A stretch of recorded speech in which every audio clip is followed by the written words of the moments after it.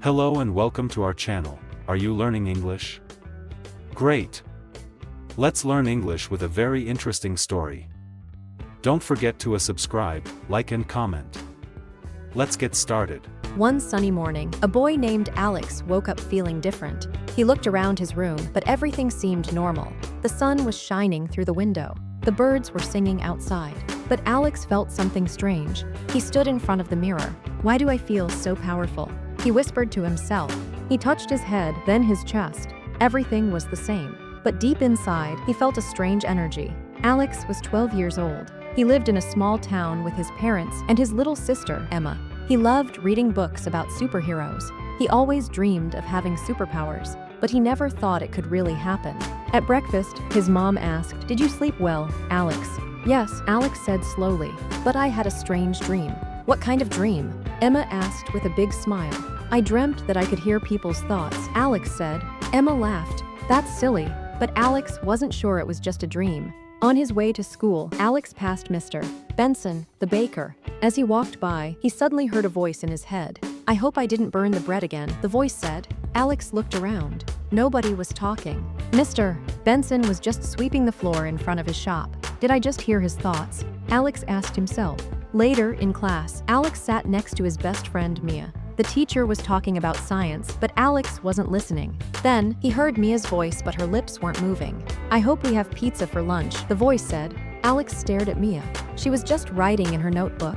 "No way," Alex whispered. "I can really hear thoughts." Alex had a secret superpower. Alex didn't know what to do. He could hear people's thoughts, real thoughts, inside their heads.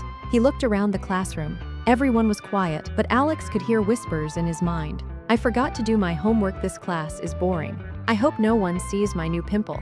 It was like turning on a radio and hearing many stations at once. The voices were everywhere. Alex felt dizzy. At lunch, he sat with Mia in the cafeteria. He tried not to listen, but he heard more thoughts. "Ugh, I don't like carrots. I wish I could sit with the cool kids. I love Mia. Should I tell her?" Alex nearly dropped his sandwich. Who was thinking that about Mia? "Are you okay?" Mia asked. "Yeah, just tired," Alex said. He needed to talk to someone, but who would believe him? That afternoon, Alex went to the school library. It was quiet there. He found a book about the brain and sat in the corner to read. Suddenly, he heard a soft voice in his mind. "You have a gift. Use it well." Alex looked up. No one was there.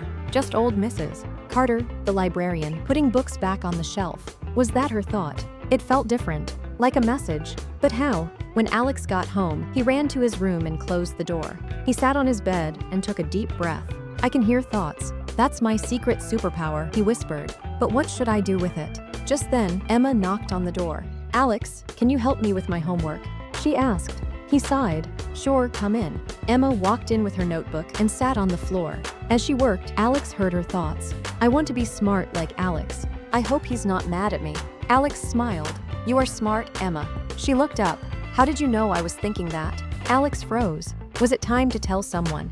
Emma stared at Alex with wide eyes. "Did you read my mind?" Alex didn't know what to say. He looked at his little sister and took a deep breath.